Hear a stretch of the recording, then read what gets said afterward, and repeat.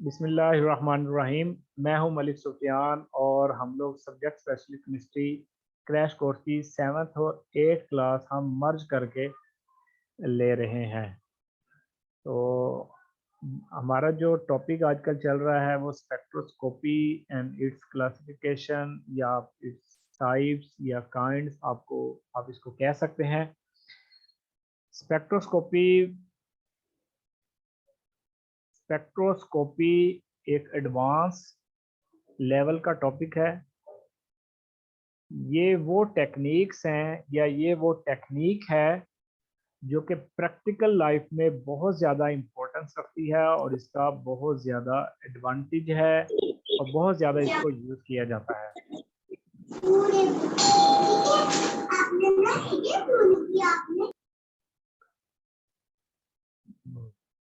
तो स्पेक्ट्रोस्कोपी के हवाले से कि स्पेक्ट्रोस्कोपी चूँकि एक बहुत ही मॉडिफाइड एडवांस लेवल की टेक्निक है। वालेकुम अस्सलाम, इकरा क्या हाल है आपका? ठीक है, आप लेट आई हैं क्योंकि ये बहुत जी ही सर। हाँ जी, चलें ठीक है। आप मैं फिर लेक्चर स्टार्ट कर दिया है, आप लोग फिर इसको साइलेंटली इसको लिसन करें। कोई क्वेश्चन हो तो आप मुझे चैट में कर दें। स्पेक्ट्रोस्कोपी चूँकि एक मॉडिफाइड और एक एडवांस लेवल की टेक्निक है और स्पेक्ट्रोस्कोपी की फिर बहुत सारी टाइप्स हैं। अगर हम एक टाइप स्टार्ट करते हैं, यूवी है, आईआर है, एनएमआर है, मैस स्पेक्ट्रोमीट्री है, रमान स्पेक्ट्रोमीट्री है, एटॉमिक एब्जॉर्प्शन स्पेक्ट्रोस्कोपी है, एटॉमिक एमिशन स्पेक्ट्रोस्कोपी है, एटॉमिक फ्लोरेसेंस स्पेक्ट्रोस्कोपी है। बहुत सारी स्पेक्ट्रोस्कोपी की टाइप्स हैं। एफटीआईआर है। अगर हम इनको सेपरेटली स्टडी करते हैं, अगर एक क्लास को भी लें तो हमें बहुत सारा टाइम इसके ऊपर लग सकता है। हम उसकी स्टडी करेंगे, उसकी डेफिनेशन देखेंगे, उसकी टर्म्स देखेंगे, उसकी बेसिक्स देखेंगे, उसकी इंस्ट्रूमेंटेशन देखेंगे, वर्किंग देखेंगे, फिर हम उसकी स्पेक्ट्रा देखेंगे, ग्राफ देखेंगे, एप्लीकेशन देखेंगे। एक टाइप हो गई। हम नेक्स्ट टाइप की तरफ जाते हैं। जब हम 4 5 6 7 8 टाइप कर जाते हैं ना, फिर हमें जो पहली वाली की होती है वो असल में हमें फिर भूल जाती है। हम फिर दोबारा से जाते हैं। तो ये वो ऐसा घन चक्कर सा बन जाता है कि हमें जो है ना बड़ा अजीब सा लगता है कि ये फिर भूल गई। अभी तो उसको मैंने प्रिपेयर किया था, मुझे फिर चीजें याद नहीं है। मैंने इस प्रॉब्लम के सोल्यूशन के लिए मैंने कोशिश की है कि हम एट अ टाइम इन चीज़ों को ये डिस्कस करें। एक ही टाइम पे सबको डिस्कस करें, कि एक ही चीज़ों को हम बार बार डिस्कस करें। यानी कि 7 8 10 टाइप है, उसको एक टाइम पर डिस्कस करने की कोशिश करें। यानी कि एक ही दिन में डिस्कस करने की कोशिश करते हैं या 2 दिन में डिस्कस करने की कोशिश करते हैं सबको। वो क्या होगा, इनकी बेसिक चीज़ें वो हमारे माइंड में बैठ जाएंगी। फिर हमें ये इशू नहीं होगा कि हमने ये फिर भूल गया है। दूसरे दिन फिर हम जब उन्हीं टाइप्स को डिस्कस करेंगे, वही चीज़ें दोबारा डिस्कस होंगी, वही रिवाइज होगी मजीद मजीद एडिशन के साथ, तो हमें फिर वो अच्छे से याद हो जाती है। जब हम 4 5 दिन एट अ टाइम एक ही टॉपिक के डिफरेंट टाइप्स को हम डिस्कस करते हैं डेली रूटीन पर, तो वो हमें अच्छे से प्रिपेयर हो जाती है। तो मैंने कल जो लेक्चर दिया था वो इसी से रिलेटेड था। मैंने बेसिक चीज़ें उसमें आपको बताने की कोशिश की। मैंने उसमें बताकर आईआर तक मैं चला गया था। फिर बाद में मेरे रात जो है ना वो माइंड में मज़ीद आइडियाज़ आते रहे कि मैं अपने जो इस लेक्चर को है वो मज़ीद मॉडिफाई करता हूँ, मज़ीद इसको एडवांस करता हूँ, मज़ीद इसमें चीज़ें ऐड करता हूँ, इसको ज़रा और तरतीब से देता हूँ।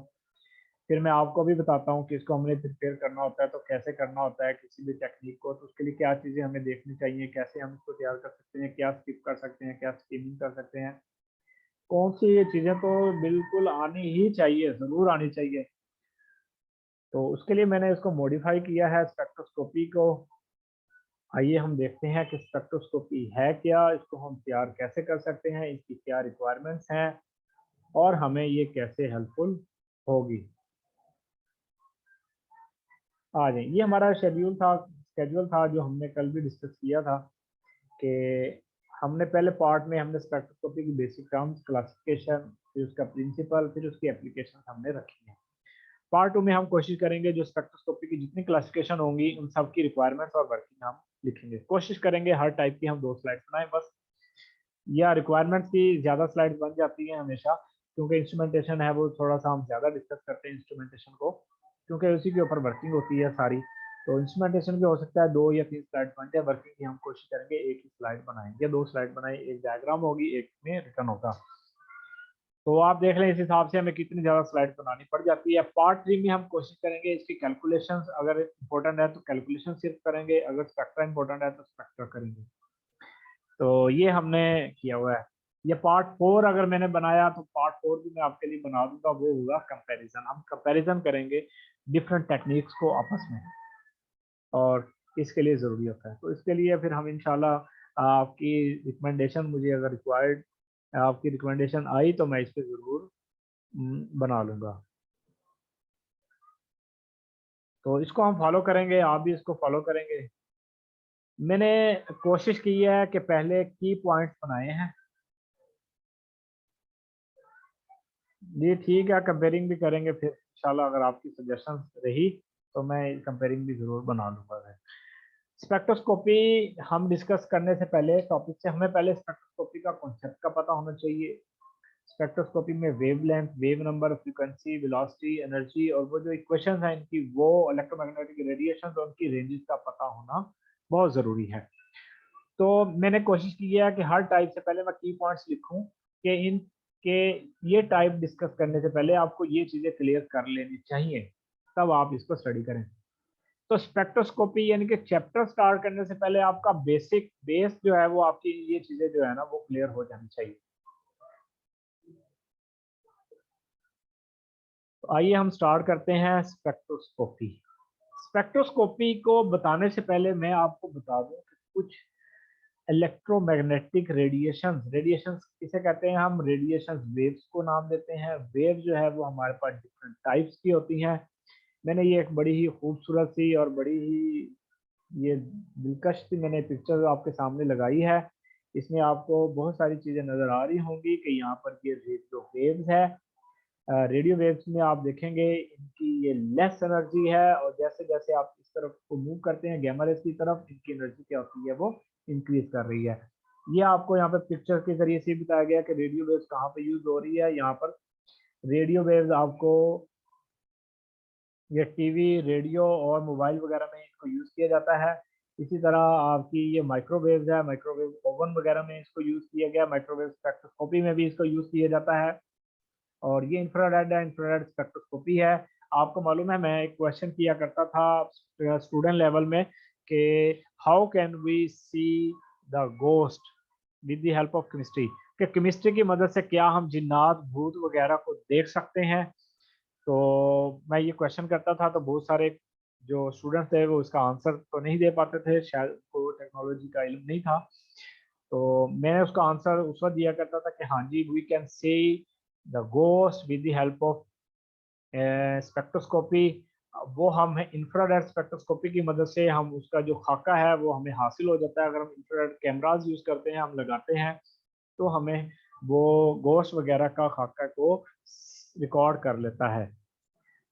ये सिर्फ टेक्नोलॉजी की हद तक है, यूज़ मैंने भी अभी कभी करके नहीं देखा, लेकिन बताया ये जाता है कि इंफ्रारेड स्पेक्ट्रोस्कोपी की मदद से हम ऐसे चीज़ों का रिकॉर्ड कर सकते हैं जो हमें नज़र नहीं आती। बहरहाल इसमें कितनी सच्चाई है ये तो अभी कभी हम हमारा सामना हो, हमारे पास आईआर का कैमरा हो और हमसे रिकॉर्ड किया और फिर ये बात हो सकती है।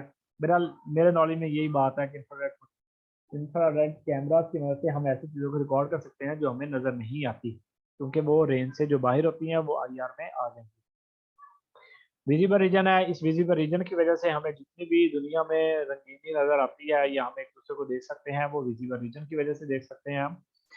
तो अल्ट्रावायलेट है, यूवी विजिबल, आपको मालूम है कि सूरज से जो शुआएं रिलीज होती हैं ये अल्ट्रावायलेट रेडिएशंस होती हैं, और ये अल्ट्रावायलेट रेडिएशंस हमारे पास होकर जब ज़मीन पर आती हैं तो इसकी मदद से हम ये सनलाइट बन जाती है, और इसको हम डिफरेंट पर्पस के लिए यूज़ करते हैं, हीट के लिए, ड्राई के लिए और फोटोसिंथेसिस के लिए हम इनको यूज़ करते हैं सूरज की शुआओं को। और यूवी विजिबल स्पेक्ट्रोस्कोपी से हमने स्पेक्ट्रोस्कोपी भी मौजूद है, विजिबल और यूवी को मिलाकर इस मदद से हम स्पेक्ट्रोस्कोपी करते हैं। एक्सरे है, एक्सरे स्पेक्ट्रोस्कोपी भी है, और एक्सरे भी इनकी मदद से किए जाते हैं।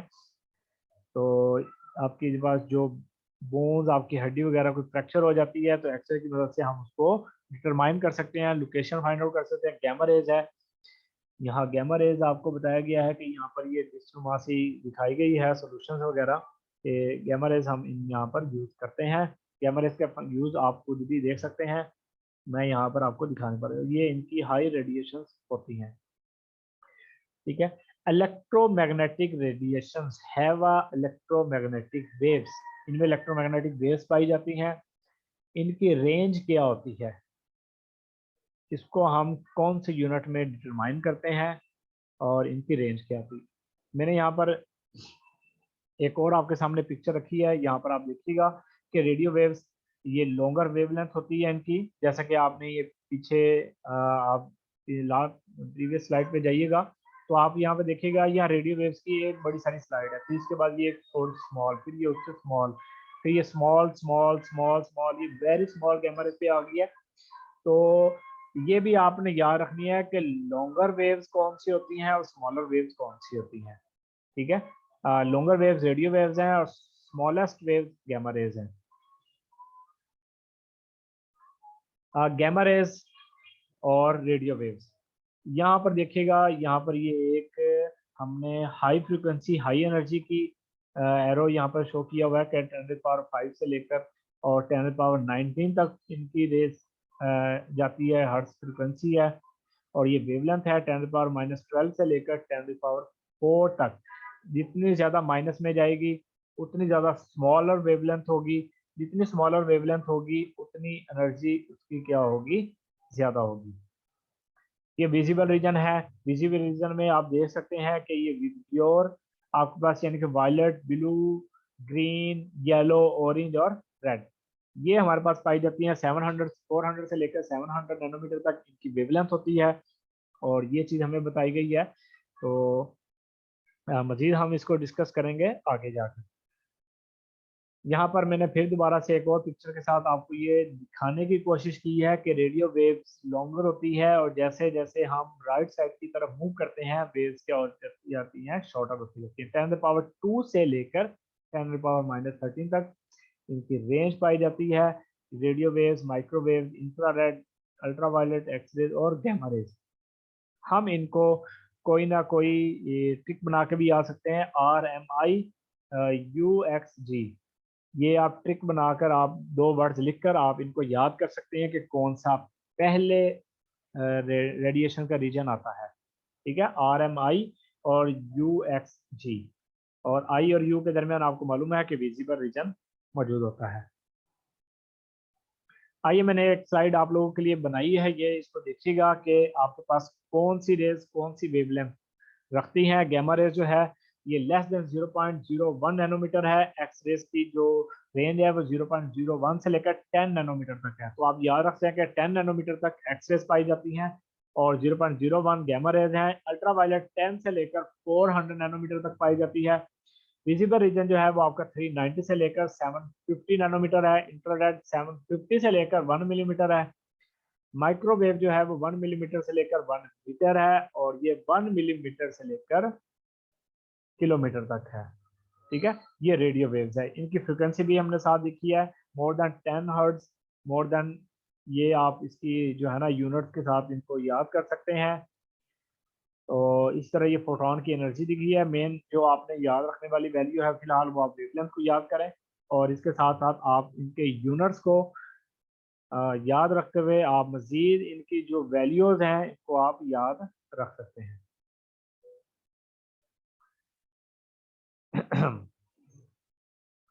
इलेक्ट्रोमैग्नेटिक रेडिएशन,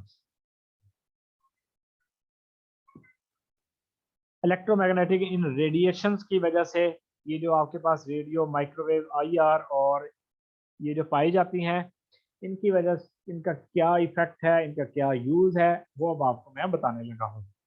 अब आप स्पेक्ट्रोस्कोपी की डेफिनेशन यहाँ पे याद रख लें और आपको ट्रांजिशन का भी यहाँ पर आएगा। ज़ुहैब बार बार लीव कर रहा है। अच्छा जी, तो यहाँ से मैं आपको स्पेक्ट्रोस्कोपी बताने वाला हूँ कि स्पेक्ट्रोस्कोपी असल में है क्या। Spectroscopy is the process in which interaction of electromagnetic radiations and matter, किसी भी इलेक्ट्रोमैग्नेटिक रेडिएशंस का मैटर से टकराना और उसके नतीजे में जो कोई इफेक्ट्स हो रहे हैं और उसको हम डिटेक्ट कर रहे हैं किसी डिटेक्टर की मदद से, that phenomena is known as spectroscopy. इस प्रोसेस को हम स्पेक्ट्रोस्कोपी का नाम देते हैं।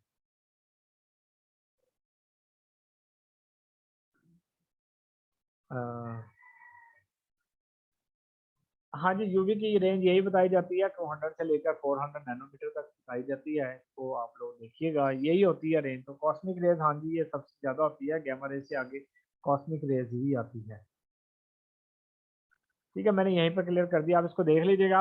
असल में ना मुख्तलिफ बुक्स में मुख्तलिफ किस्म की बातें जो है ना वो नोट डाउन होती हैं, तो इस वजह से हम भी इसको फिर ले लेते हैं। तो स्पेक्ट्रोस्कोपी के बारे में बता रहा हूँ कि interaction of electromagnetic radiations with matter, के इलेक्ट्रोमैग्नेटिक रेडिएशंस का मैटर से टकराना और उसके नतीजे में डिफरेंट इफेक्ट्स का हो जाना, ये डिफरेंट इफेक्ट्स का क्रिएट होना, और उसको हम डिटेक्ट करते हैं in the form of spectra, that is called spectroscopy. आपने अपनी वर्डिंग में स्पेक्ट्रोस्कोपी का कॉन्सेप्ट अपने ज़हन में रखना है और इसी को लेके चलना है। यहाँ पर देखिएगा, मैंने इसको एक डायग्राम के जरिए से इसको मज़ीद एक्सप्लेन करने की कोशिश की है कि रेडियो वेव्स के जरिए से जब वो मैटर से टकराती हैं तो आपके पास क्या इफेक्ट होता है। तो यहाँ पर न्यूक्लियर स्पिन ट्रांजिशन होती है। माइक्रोवेव जब मैटर से टकराती हैं तो रोटेशनल मोशन होती है। इंफ्रारेड जब किसी भी मैटर से मॉलिक्यूल से कंपाउंड से टकराएगी तो मॉलिक्यूलर वाइब्रेशंस होती है। यूवी विजिबल जब किसी भी मैटर से टकराती है, इलेक्ट्रॉनिक ट्रांजिशन है। एक्स रे जब किसी से टकराती हैं तो वो आयोनाइजेशन है। ठीक है, फिलहाल गैमा रेज को हम डिस्कस नहीं कर रहे, अब एक्स रे तक लेकर गए हैं कि आयोनाइजेशन की मदद से होता है। यहाँ पर मैंने एक और रिलेशन लिखा हुआ है कि longer wavelength lower frequency, shorter wavelength higher frequency. आपने इन चीज़ों को याद रखना है। ये मैंने आपके सामने कल डिस्कस किया था कि 10⁻⁴ है, ठीक है, लोएस्ट, और हाईएस्ट 10⁻⁻9 है हायर फ्रीक्वेंसी। और इसी तरह यहाँ से देखिएगा 10⁻⁻6 है, 10⁻6 है। यहाँ पर एनर्जी आप याद रखते हैं 10⁻6, 10⁻6, 10⁻4, 10⁻4, 10⁻2, 10⁻2। यहाँ पर ये 10 आ गया, ये 1। तो इस तरह से आप उसका बेसिक कॉन्सेप्ट और बेसिक चीज़ें, बेसिक एनर्जी किलो जॉल पर मोल किस रेंज में आएगी वो आप इसको याद रख सकते हैं। Kilo calories, sorry, kilo calories per मोल।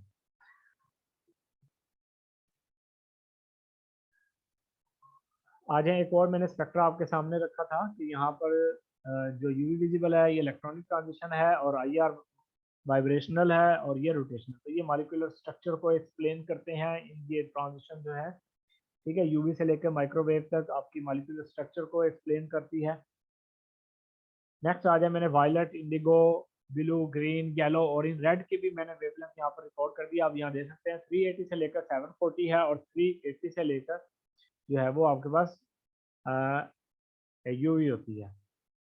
ठीक है, 300 350 से लोअर। यहाँ पर मैंने जो लिखी है वो, जो हम प्रीफिक्सेस सिंबल यूज करते हैं, यूनिट यूज करते हैं, मैंने उनके मीनिंग्स और उनकी जो मल्टीप्लायर होती है कितनी होती है वो मैंने लिखे हैं। जैसे नैनो के लिए 1 बिलियन है, 10⁻⁹ भी यूज करते हैं। गीगा के लिए हम 10⁻9 मल्टीप्लायर, वो -9 है, ये 10⁻9 है। यहाँ माइक्रो हम यूज करते हैं 10⁻6, 1 बिलियन है, और इसके लिए हम यूज करते हैं मेगा, 1 बिलियन, 10⁻6। मिली यूज करते हैं 1000, 10⁻3। किलो यूज करते हैं 10⁻3। तो आप इस तरह से इन वैल्यूज को, फिक्सेस को और इन यूनिट्स को आप याद रख सकते हैं। इलेक्ट्रोमैग्नेटिक वेव्स का हम डिस्कस कर रहे हैं कि हमने रेडिएशंस का पहले जिक्र किया है कि उनकी जो रेंज होती है उसमें क्या क्या इफेक्ट्स होते हैं, वो हम डिस्कस कर रहे थे। अब हम आते हैं कि इलेक्ट्रोमैग्नेटिक वेव्स जो होती हैं वो, उसमें हमने क्या बेसिक चीज़ें हमें जाननी चाहिए, किन चीज़ों का हमें पता होना चाहिए। एम्पलीट्यूड है, जो आपकी हाइट ऑफ द वेव होती है किसी भी बेस लाइन पर, उसको हम लोग एम्पलीट्यूड का नाम देते हैं, और that is known as crust. और जो उसके लोअर होती है उसको हम लोग नाम देते हैं ट्रफ। और जो दो क्रस्ट का आपस दो क्रस्ट के दरमियान में जो डिस्टेंस होता है उसको हम वेवलेंथ का नाम देते हैं।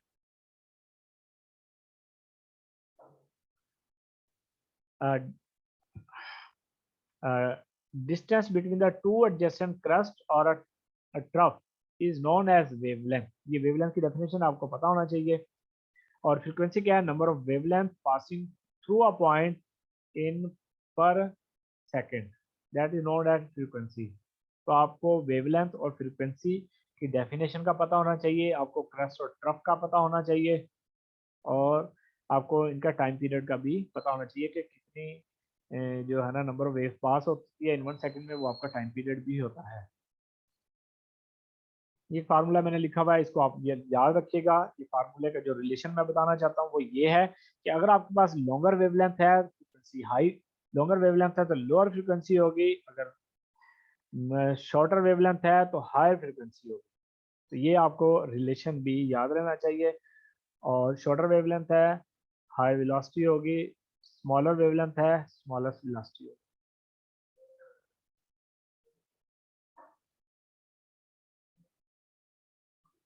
वेलोसिटी आपके पास जो स्पीड हम लोग नाम देते थे, वेलोसिटी की जो हम डेफिनेशन पढ़ते थे, ये वही है। तो आप इसको वो याद रख सकते हैं कि आपके पास जो डिस्टेंस कवर्ड होता है स्पीड का इन पर टाइम में, तो वो आपके पास वेलोसिटी कहलाता है। ठीक है, यहाँ पर हम जिक्र करते हैं वेवलेंथ वेव्स की। तो वेव्स हमारे पास जो पर यूनिट टाइम में ट्रेवल करती हैं, तो वो आपकी क्या कहलाती हैं? वेलोसिटी। ठीक है, तो आपको ये ट्राइंगुलर में मैंने आपको जो चीज़ बताई हुई है इसको नोट कर लीजिएगा। ठीक है, वेलोसिटी की आप डेफिनेशन ये भी कर सकते हैं कि अगर आप फ्रीक्वेंसी को उधर ले जाते हैं तो velocity is the product of wavelength and frequency.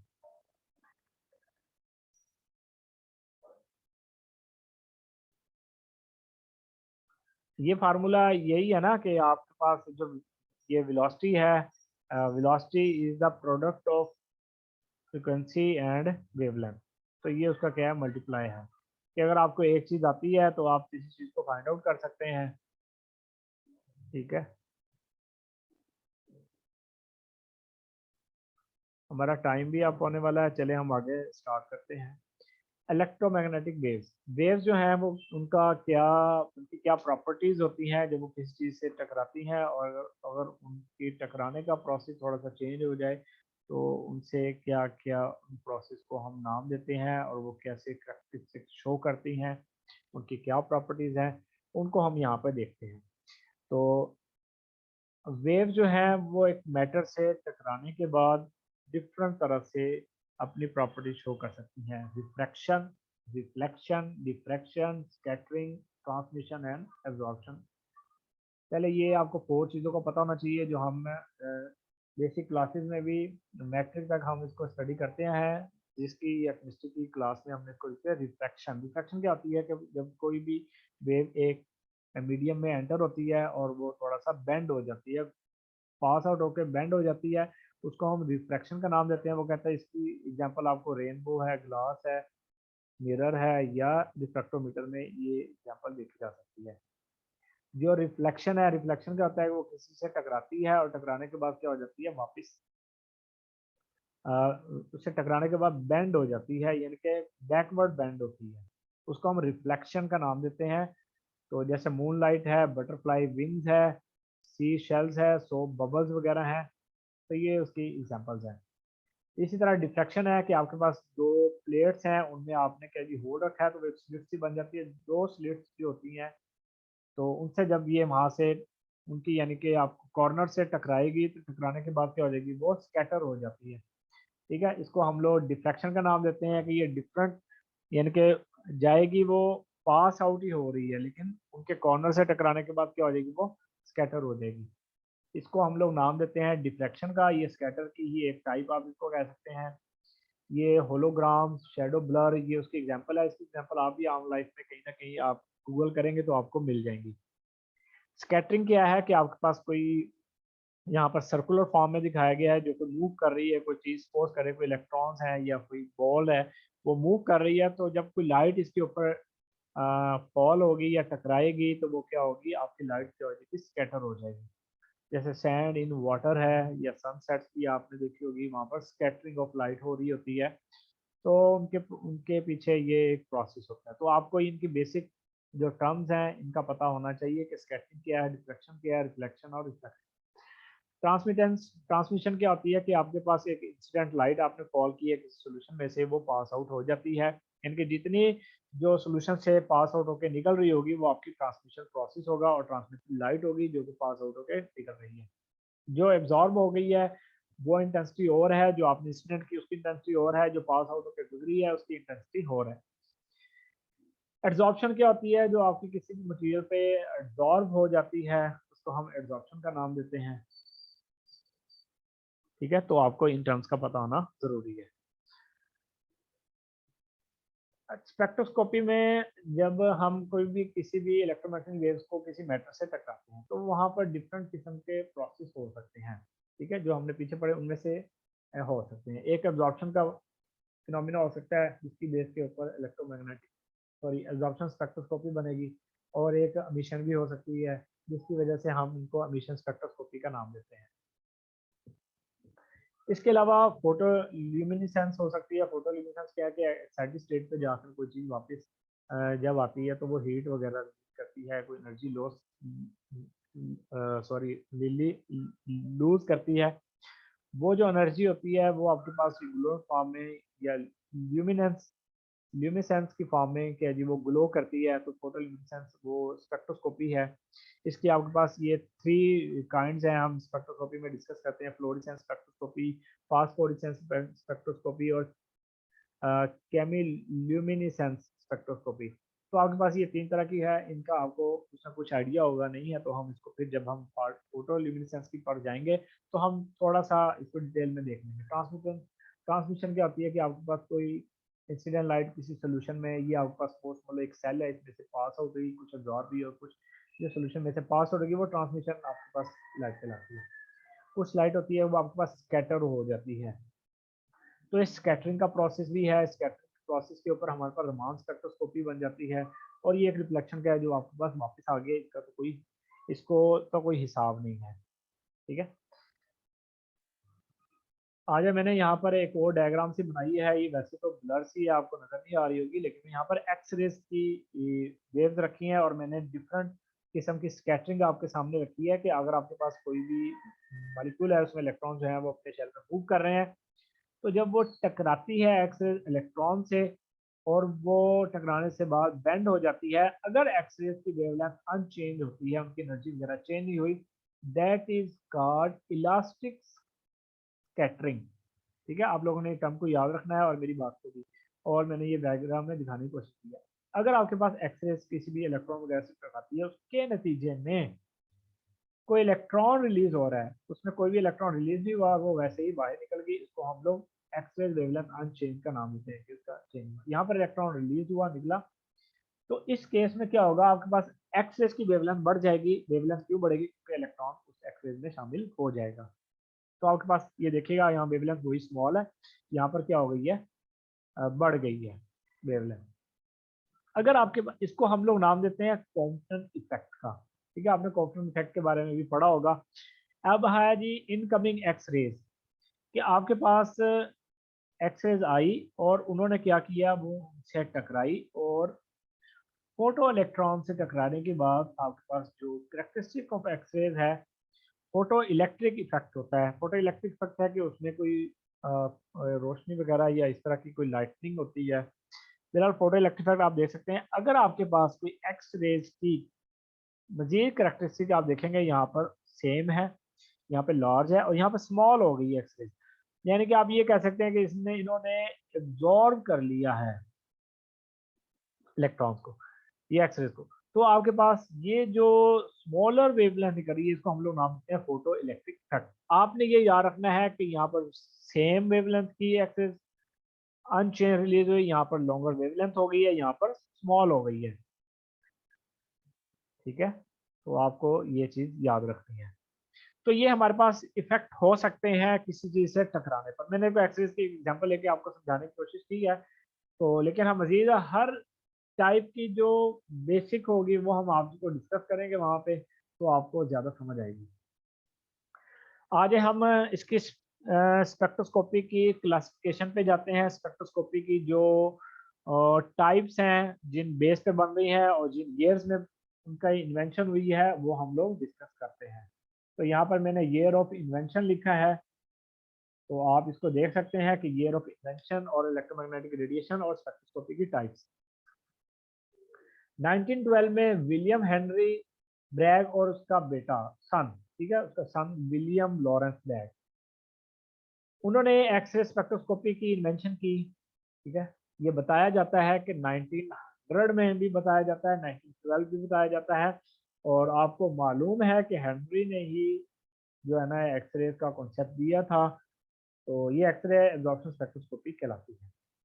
और एक्सरे एब्जॉर्प्शन स्पेक्ट्रोस्कोपी को हम लोग यूज करते हैं, ठीक है, जहाँ पे मैंने आपको बताया था कि मेडिकल फील्ड में भी इसको यूज किया जाता है। और इसी तरह एक्सरे स्पेक्ट्रोस्कोपी को हम मॉलिक्यूलर स्ट्रक्चर्स को और एटॉमिक स्ट्रक्चर, मॉलिक्यूलर स्ट्रक्चर्स को में जो हमारे पास जो मजीद कंपोनेंट्स पाए जाते हैं या कंपाउंड्स पाए जाते हैं, उसको डिटेक्ट करने के लिए, आइडेंटिफाई करने के लिए हम यूज करते हैं XRD, XPS। इनकी क्या जी, ये आपको एग्जांपल्स हैं, आपने XRD वगैरह की टेक्निक यूज की होगी, एमफिल वगैरह में आपने रिसर्च में यूज की होगी, आपने एनालिसिस किए होंगे। तो वहाँ पर XRD का कॉन्सेप्ट, एक्सरेज वगैरह वहाँ पर यूज की जाती है। एक्सरे एब्जॉर्प्शन स्पेक्ट्रोस्कोपी को हम इसी पर्पस के लिए इस्तेमाल कर सकते हैं कि हम स्ट्रक्चर की कंपोनेंट्स की आइडेंटिफिकेशन के लिए, मॉलिक्यूलर के लिए, मॉलिक्यूलर स्ट्रक्चर के लिए हम यूज करते हैं। 1940 में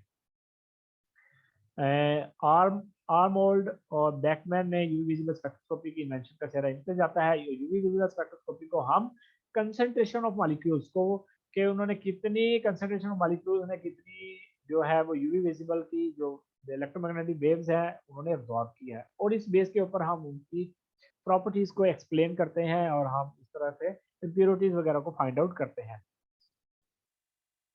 1954 में एलन वॉल्श है, इसने एटॉमिक एब्जॉर्प्शन स्पेक्ट्रोस्कोपी का कॉन्सेप्ट दिया था। यूवी रीजन में पाया जाता है। एटॉमिक एब्जॉर्प्शन स्पेक्ट्रोस्कोपी को याद रखिएगा, हम लोग यूज करते हैं डिटेक्शन ऑफ मेटल्स को।